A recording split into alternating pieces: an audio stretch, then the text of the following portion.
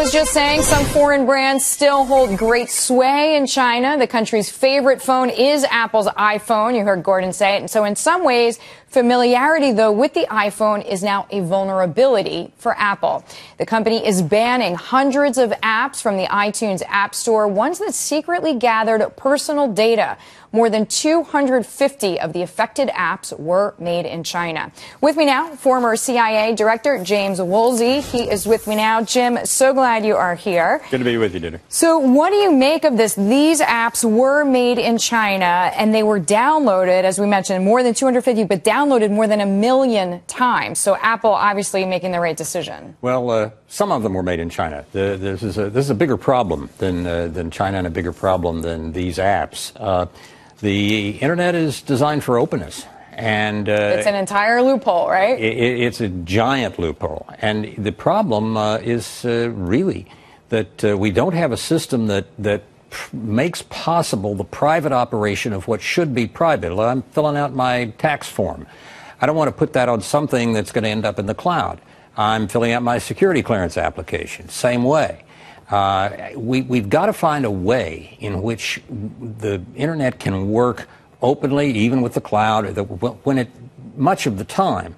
But it's easy for people to work it privately and not get snarled up in getting out before the public, even with some hacking, things they don't want there. So, Jim, as a former CIA director, you know 98% more than we do. What do you do online? How do you protect yourself? Because I feel like if I follow you, I'm going to be okay. It's not a great model. All right. I practiced law for 22 years, and I still have a large stock of the long yellow pads. Yeah, but that is not hackable unless somebody actually breaks into your house. I write things. When I fill out my security forms, I fill them out in hand.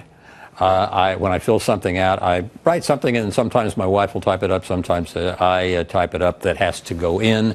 But it's a very primitive, we're talking about a kind of 1960s solution. Yeah, but in that way, all kidding aside, you are more protected, perhaps, than people who are actually doing more online. But there are so many things that you can't do that way effectively, and it's hard to copy. And that's what I do. That's what I do. Jim, when you look at the state of the world and this issue of cybersecurity, whether it's for apps that are purposely created to steal, whether it's nation states who are trying to hack into either the U.S. government or Fortune 500 companies, how do you see things now versus when you were director at CIA? Today is a nightmare for people who want to or need to play defense, which is the United States on a lot of things. Playing offense, whether it's our NSA easy, right? or China or Russia or France or whomever, it's pretty easy to do, and it's a challenge, and people like to do it, and it's a nightmare for playing defense now. All right, Jim, thank you very much. Glad to have you here. Jim Woolsey joining us there, former CIA director.